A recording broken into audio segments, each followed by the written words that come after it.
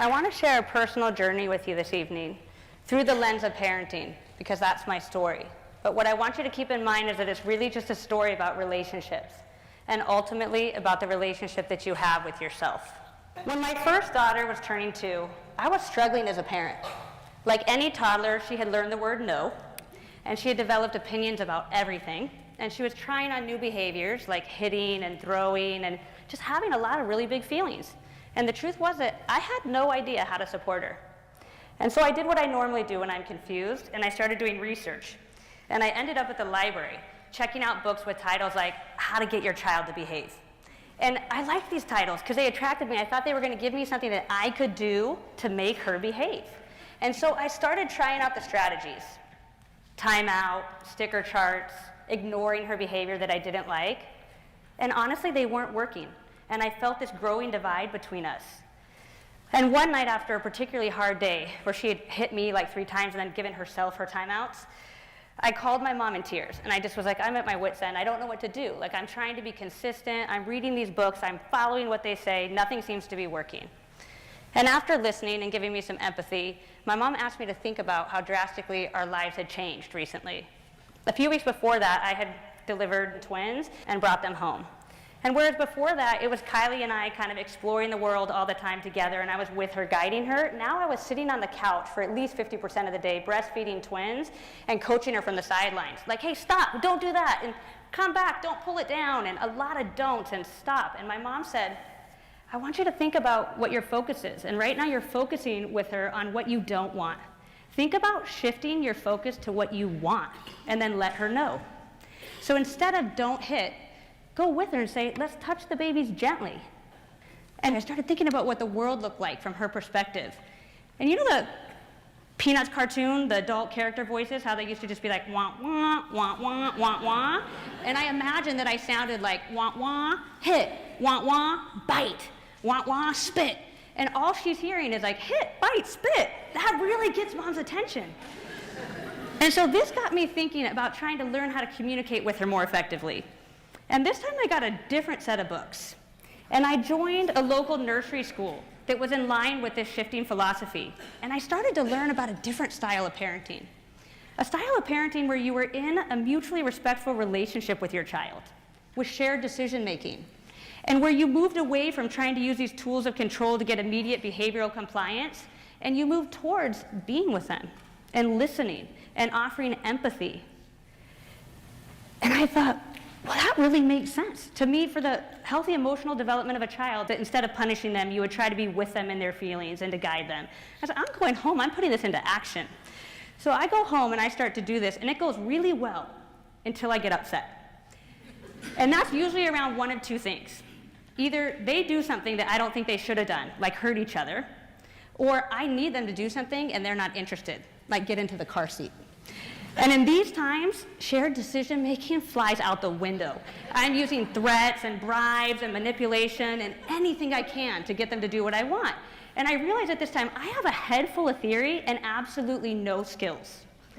So I ask for some help. And I start reading. I get a list of books from the school, and I start reading about the brain. And I realize it's all about emotion. When we're calm and we're centered, we have access to the most evolved part of our brain, where we can think critically and problem solve and be creative and offer empathy. But when we get upset, we lose the connection to that part of our brain, and we operate on much more primitive programming, best understood by the fight, flight, or freeze response. And in that, you're literally thinking, hit, run, or hide. This makes sense evolutionarily. If you're in the jungle running from a lion, you don't need to stop and think about the world from the lion's perspective. You just need to run, right?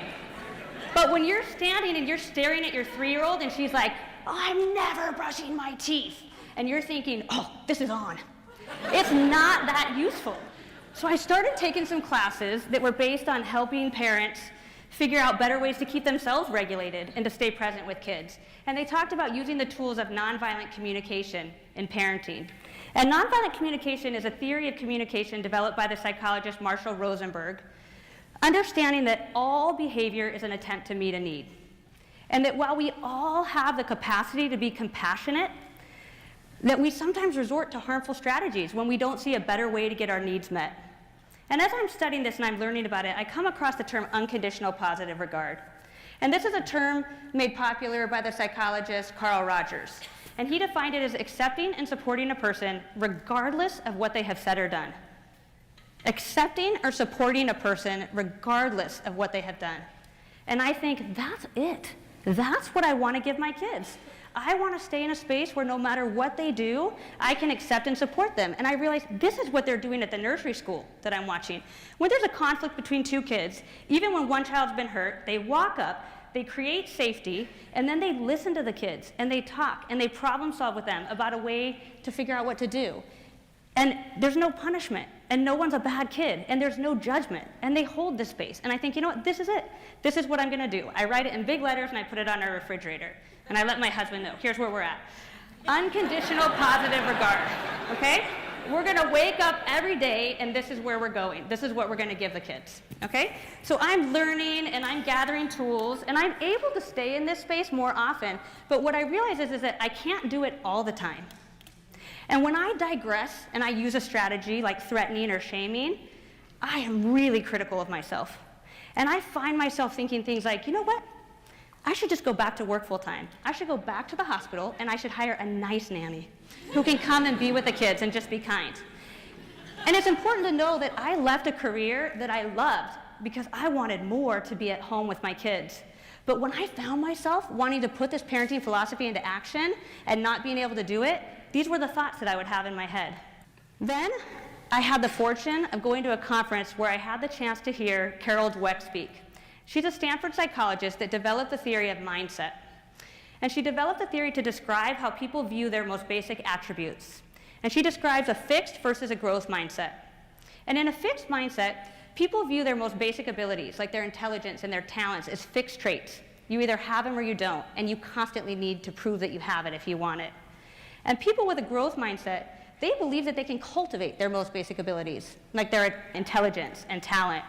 And they are open to challenges because they see them as a place to grow. And they're willing to make mistakes and to be vulnerable. And as I heard her speaking, I realized I had a completely fixed mindset for how I looked at myself, especially my intelligence. I actually grew up thinking I was pretty smart, and that when I wanted to learn something, I just did it and I applied it. I had a lot of degrees by this point. But here I was learning this parenting philosophy that felt so critically important to me, and I couldn't even seem to put it into action in my own house. So what did this mean? So in my head, either I was emotionally stupid or I was just mean. And that's the way that I was looking at it. And then it dawned on me.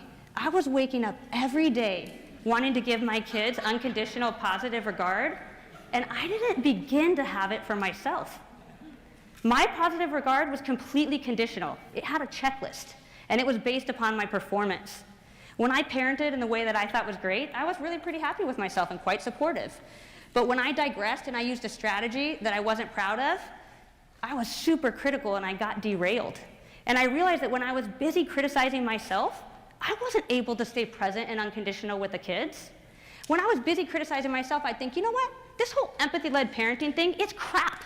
If I was just using punishments and rewards, at least I would be in control, right? And then I would start blaming the kids for everything, or my husband, or if you were in my radius, it was your fault. Because I didn't want it to be my fault. I didn't want to be a bad person. I needed it to be someone else's fault. And then I started to think, in the big picture here, I'm never going to be able to give my kids unconditional positive regard until I can give it to myself. And then the question becomes, how do I give myself something that I just don't have? I don't feel it. How am I going to do this? So there was more to the mindset story. Carol Dweck started talking about studies that they did to try to see if they could help students change their mindset. So they took a group of 7th graders that had declining math grades, and they split them into 2 groups. And one group, they taught study skills. And the second group, they taught study skills along with training in the growth mindset. So what these students learned was that their brain was like a muscle, and the more that they used it, the stronger that it grew. And that with challenge, they could stretch themselves and literally grow new neural connections in their brain, and that with time, they could become smarter. And what they found was that the students that they just gave the study skills, their grades continued to decline. But the students that got the study skills plus the training in the growth mindset had marked improvement in their grades. And further researchers found that it wasn't just marked improvement in their grades, they enjoyed school more, and they became more engaged. And she described a boy who came up all excited after learning about the growth mindset and said to her, "You mean I don't have to be dumb?"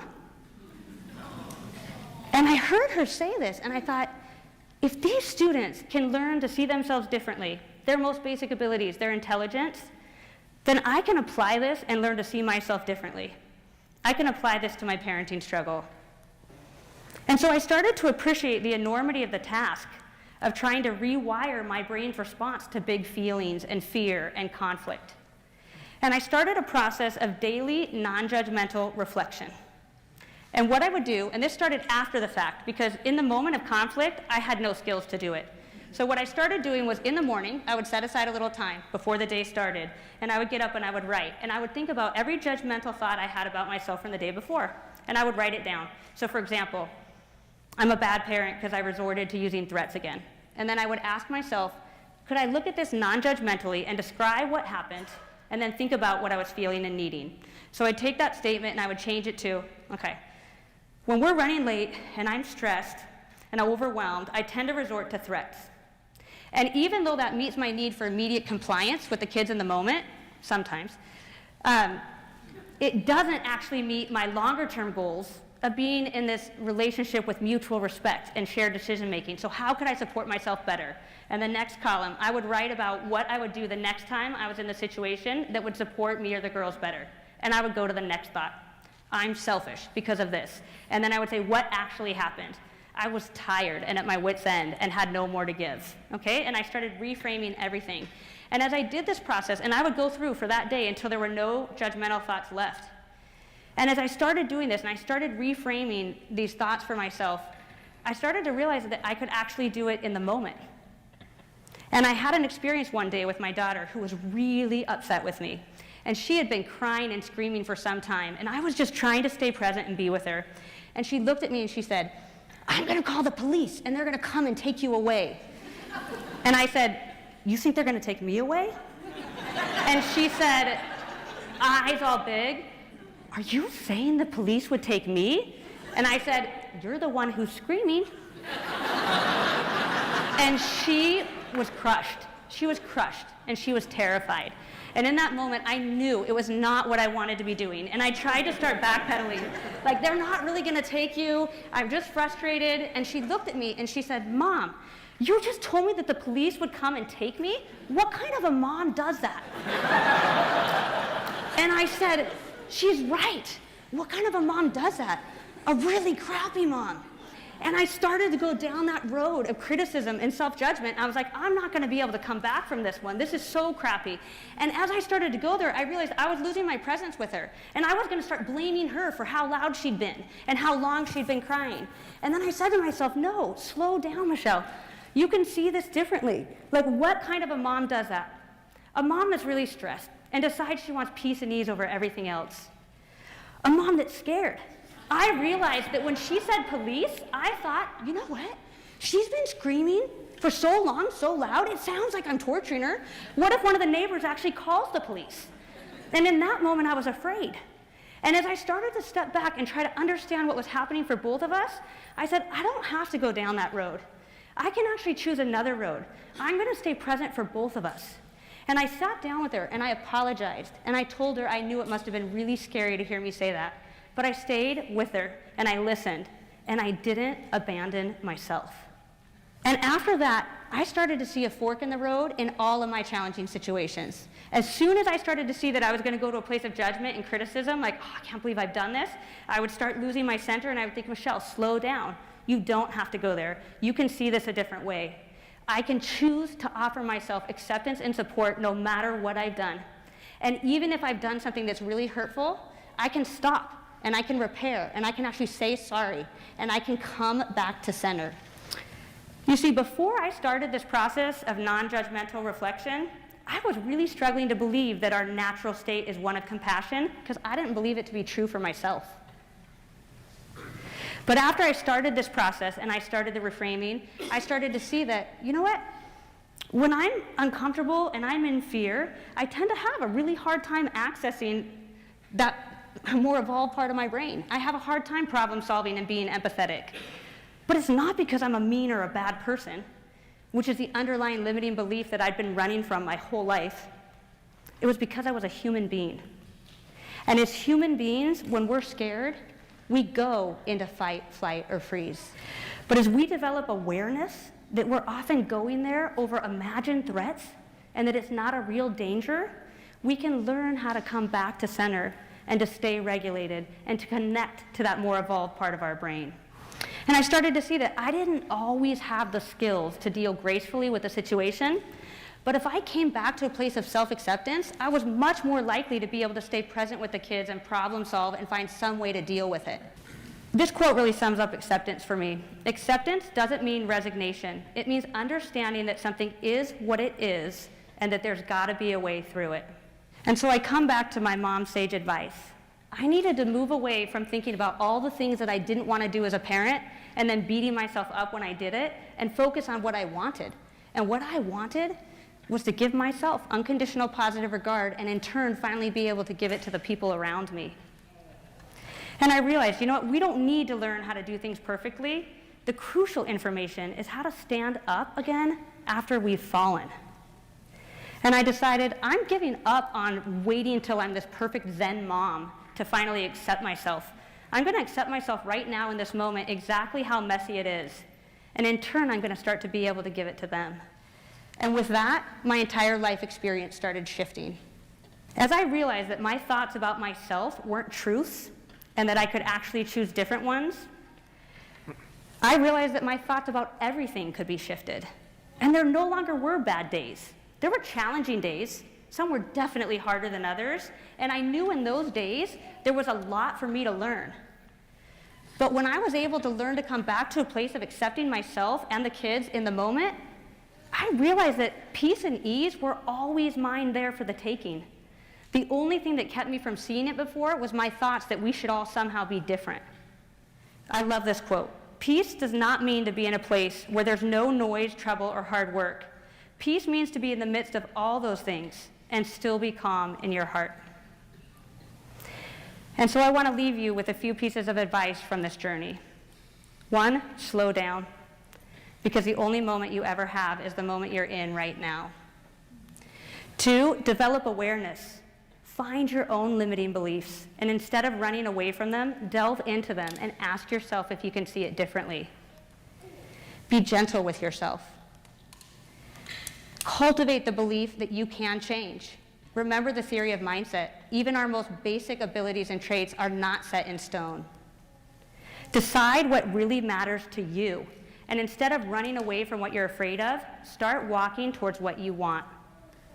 And when you've gone astray, and you realize you don't like where you're at, accept yourself without any reservation. Make repairs if you need to, and come back to center. People say and talk about how radically different our world could be if every child was raised with unconditional love and support, and I agree. But see, I don't think we need to wait till we raise a whole generation of children. I think we can start right now by making the decision to accept ourselves without any reservation. So now narrow that down to what's actually possible for you in your life today. What would your life look like if you decided to accept yourself no matter what? While we may not be able to change everyone's minds, we each definitely have the ability to change our own. And change happens one person at a time. Thank you.